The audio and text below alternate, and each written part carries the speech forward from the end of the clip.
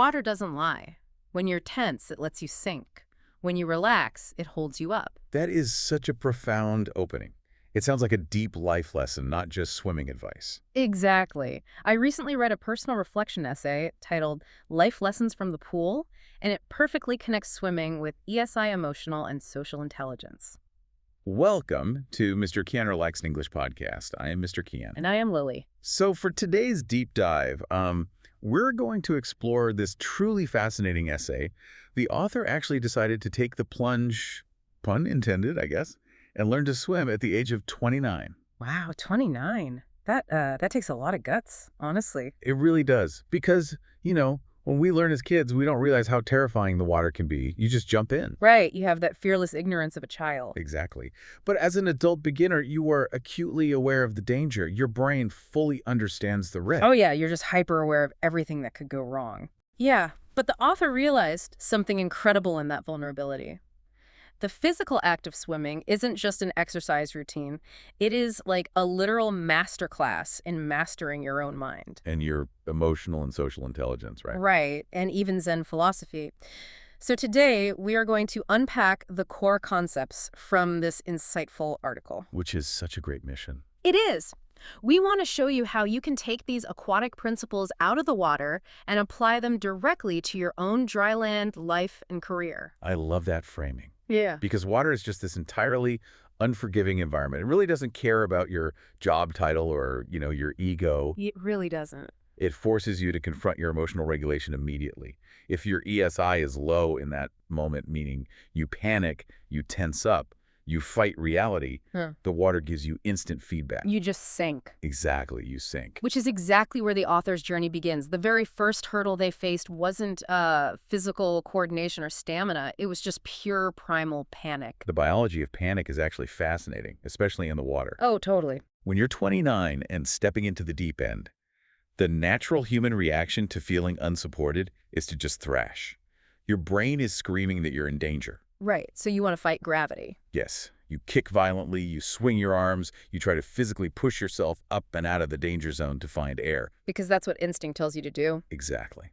But the physics of water dictate that struggling is the exact mechanism that pulls you under. That is so counterintuitive. It really is. Yeah. By thrashing, you're expending precious oxygen, creating all this turbulence, and completely destroying your body's natural buoyancy. So you're basically doing the worst possible thing. Pretty much. To float, you must first do the unthinkable. You have to allow yourself to sink. You just have to give yourself over to the water and trust it to hold you. That completely reminds me of the classic quicksand trope in those old adventure movies. Oh, right. The classic jungle trap. Yeah. The hero steps in, they panic, they thrash around, and that exact frantic movement creates a vacuum that pulls them deeper. Right, whereas if they just spread their arms and stopped fighting, they'd float right on the surface. Exactly. But overriding that primal survival instinct takes, immense conscious effort. Oh, absolutely. If we translate this to dry land, think about your average Tuesday at work. Suddenly, a massive, unexpected project gets dumped on your desk. The absolute worst feeling. Right. Or a critical client threatens to leave, and you feel like you are literally sinking under their pressure. Our immediate instinct is to thrash. We just start sending a dozen frantic emails and scheduling emergency meetings. Yeah, we work a chaotic 14-hour day just to feel like we're doing something. And that is exactly where your ESI is tested. Accepting a difficult situation rather than immediately resisting it is the absolute prerequisite for finding your balance. So sinking first before you float. Right. In a high-stress work scenario, sinking first means having the emotional restraint to take a moment. You just let the reality of the situation wash over you without reacting right away. Like just sitting at your desk and saying, okay, this timeline is completely unreasonable. Exactly. You acknowledge the gravity of the problem. That deliberate pause where you stop fighting the reality is what allows your amygdala to settle down. The emotional center of the brain. Yes. Only when you stop thrashing emotionally can your cognitive buoyancy kick in. It allows your logical brain to float up so you can actually plan your next steps. You have to accept the gravity to find your buoyancy. It's a paradox, but it works. It really does. But here's the next logical problem. Let's say you've stopped fighting gravity. You're calm and you're floating. Okay, you're surviving. Right, floating is great for survival, but it doesn't get you to the other side of the pool. The moment you try to actually move forward, you run into a new physical reality. Water is incredibly dense. Well, water is about 800 times denser than air. 800, wow. Yeah, you simply cannot fight it with brute force. Ugh. If you try to punch the water or kick aggressively without form, you just exhaust yourself and go absolutely nowhere. Which is where the essay introduces that Zen philosophy, right? Wuwei. Wuwei.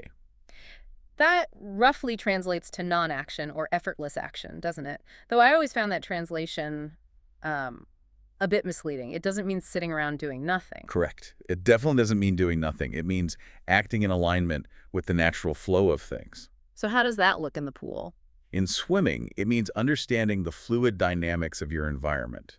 You have to treat the water as a partner rather than an enemy to be conquered. Like you don't just slap the surface. Exactly. You angle your hands to catch the water, letting it anchor you so you can pull your body past it. You find the path of least resistance and glide through the density. That makes perfect sense. Think about the friction you experience in your career. We all have that one incredibly stubborn colleague, right? Oh, always. Or we have to navigate a maze of bureaucratic red tape that feels like swimming through molasses. That friction is the dense water. That's a great way to look at it. Yeah, and if you meet that resistance with force like trying to brute force a compliance officer into bending the rules or arguing aggressively in a meeting, you are just punching the water. You're creating massive turbulence and upsetting everyone around you. Exactly, and exhausting yourself. Yeah. Applying Wuwei in the workplace means flowing around that resistance. That is the perfect real-world application. It's really about reading the emotional environment. Instead of demanding that the environment change to suit you, you adjust your stroke. You work with what's there. Right. If you know a colleague is obsessed with data, you don't fight their personality. You flow with it by bringing spreadsheets to the meeting. You use their natural momentum to pull your project forward. Exactly. ESI is fundamentally about recognizing what you can and cannot change and finding the optimal angle to glide past the friction. But, flowing around resistance rather than smashing through it takes a lot of restraint. It almost requires you to completely change your pacing. It really does. And that brings up a really interesting tension in the essay, because the author makes a strong case that slow is the real fast. Yes, lesson number 2. Right. And I kind of want to push back on that, or at least play devil's advocate for a minute. Yeah, go for it. We live in this relentless hustle culture. Move fast and break things was the defining mantra of the corporate world for a decade. Oh, totally. Speed is everything. Fast turnaround, fast track promotions, rapid fire communication.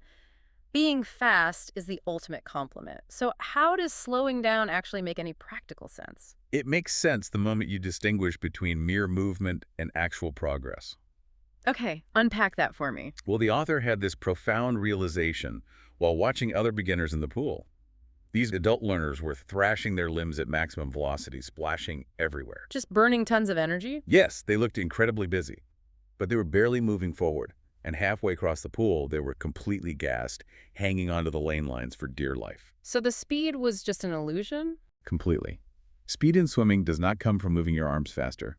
It comes from form, technique, and conserving energy. So slowing down helps you move better. Yes.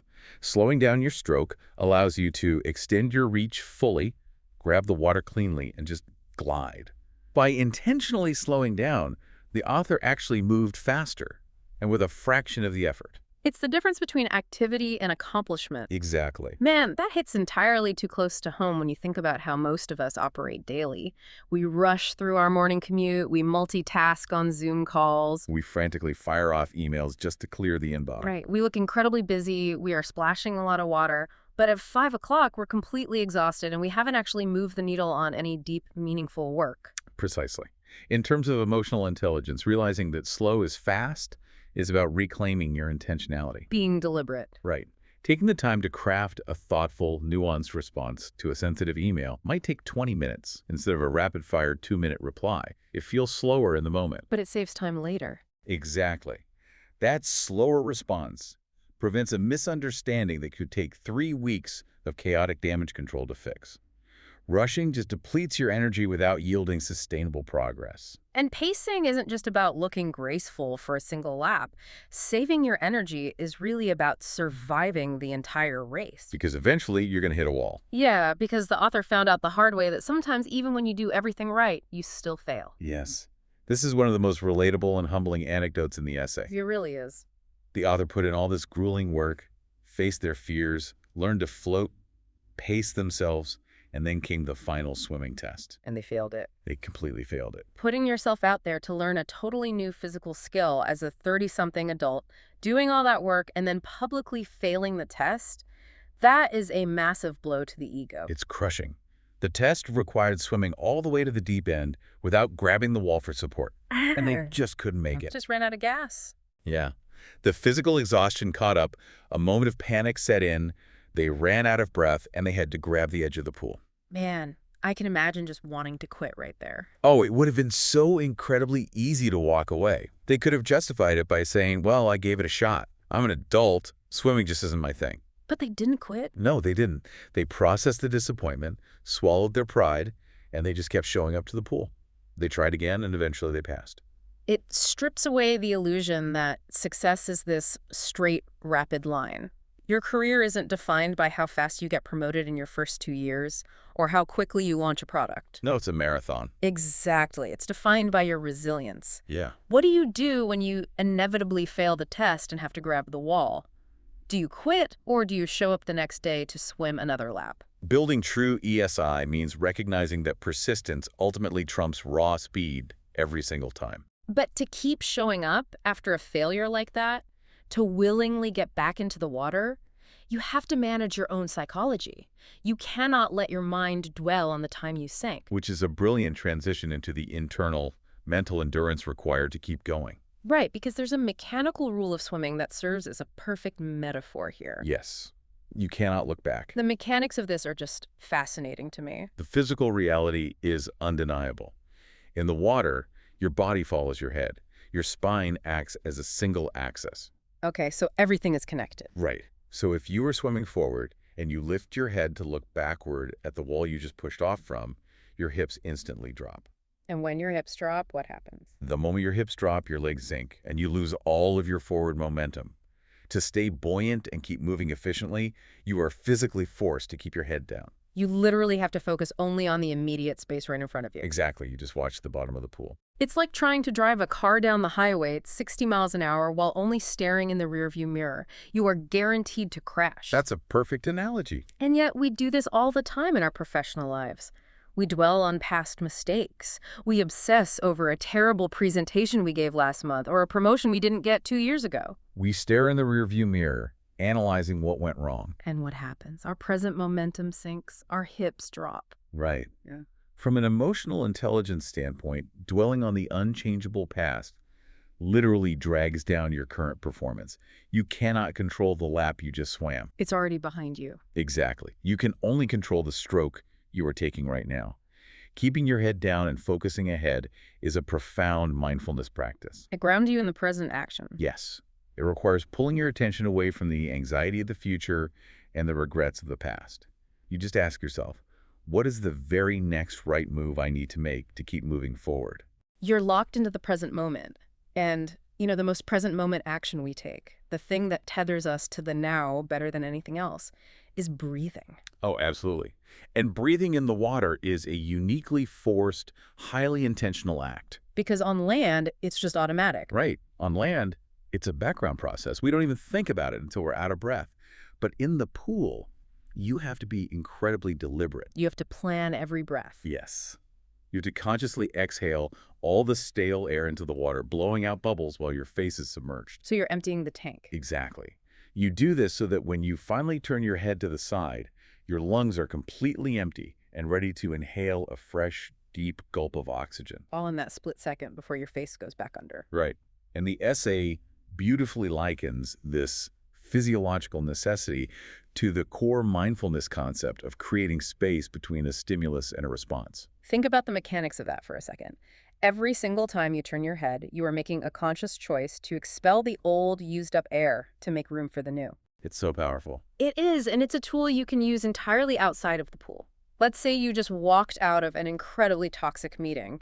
You're carrying all this metaphorical stale air. Frustration, annoyance, anxiety about what was said. Exactly.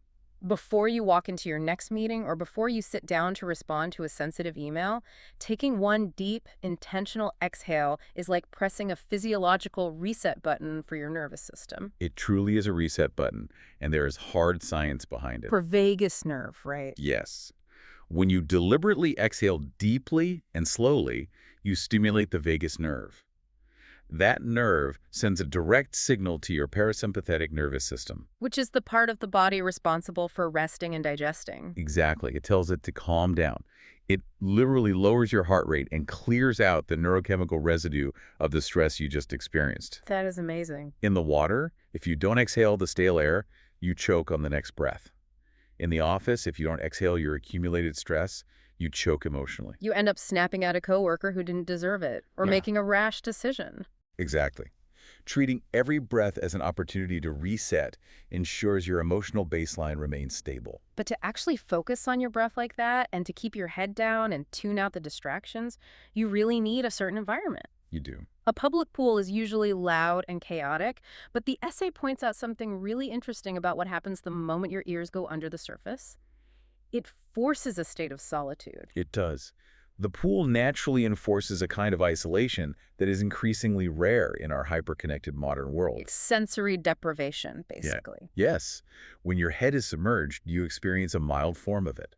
The splashing of the kids in the shallow end, the echoes of the indoor facility, the chatter of other people, it all gets instantly muffled. Your vision is restricted to the blue tiles immediately beneath you. And more importantly, you are physically stripped of your smartphone. There are no notifications, no text messages, no audio distractions. It is an intensely solitary practice. It is just you and the water. Just you and the water. And in that muffled silence, there is nowhere to hide from yourself. You are forced to confront your own thoughts. You hear the rhythm of your own breathing. You feel your own heartbeat. It can be pretty intense. It can. I was reflecting on this aspect of the essay, and it struck me how terrifying true solitude is to most of us today. We go to extreme lengths to avoid it. Oh, we constantly plug our ears with music or podcasts. Or we immediately pull out our screens the second we have a moment alone. Waiting in line at the grocery store, riding the elevator, even sitting at a red light. We are terrified of being alone with our own minds. We really are. And that constant, low-grade distraction is the enemy of self-awareness. And self-awareness is the absolute cornerstone of emotional intelligence. You have to know yourself first. Right. You cannot understand your own emotional triggers or process complex social interactions if you never give your brain a quiet moment to actually organize its thoughts. So the pool forces that integration. It does. It provides an environment where the external noise disappears, allowing internal clarity to surface. Embracing that quietness isn't just about relaxation. It's an active practice. Yes, it's a critical active practice for building the self-awareness you need to navigate the rest of your life. It completely reframes how I will look at a simple lap around the pool from now on. We started today with the mission of unpacking how a 30-something adult learning to swim served as a profound mirror for emotional and social intelligence. We covered a lot of ground. We really did. We saw how the water demands emotional regulation instantly. To float, you have to stop your frantic thrashing and accept the gravity of your situation. Sinking first is the necessary prerequisite to finding your buoyancy. And then we explored the concept of Wuwei. Right, realizing that we need to work with the dense friction of our daily lives, flowing gracefully around resistance rather than exhausting ourselves by punching the water. We also dismantled the illusion that moving fast means moving forward. We saw that true progress comes from deliberate, graceful form, and that slow really is the real fast. And when the author failed their test but returned to the pool anyway, they proved that quiet persistence matters far more than how quickly you achieve success. Definitely. Finally, we looked at the mental endurance required to keep swimming. Keeping our heads down and focusing only on the next stroke keeps our momentum from sinking into past regrets. And using your breath as a tool. Right. The science of using a deliberate exhale to stimulate the vagus nerve, using every breath as a reset button to clear out stale frustration.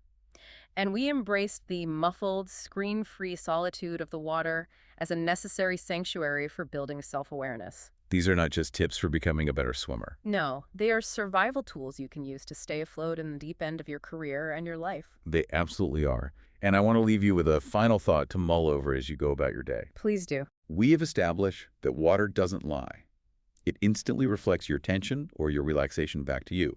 So Think about your own life right now. What other everyday physical environments or routine tasks are secretly holding up a mirror to your emotional intelligence? Wow, that is a brilliant question to carry with you. Thank you so much for joining us on this deep dive. Take that question into your week. Remember to take a deep exhale when the friction gets dense, and above all, stay curious and relaxed out there.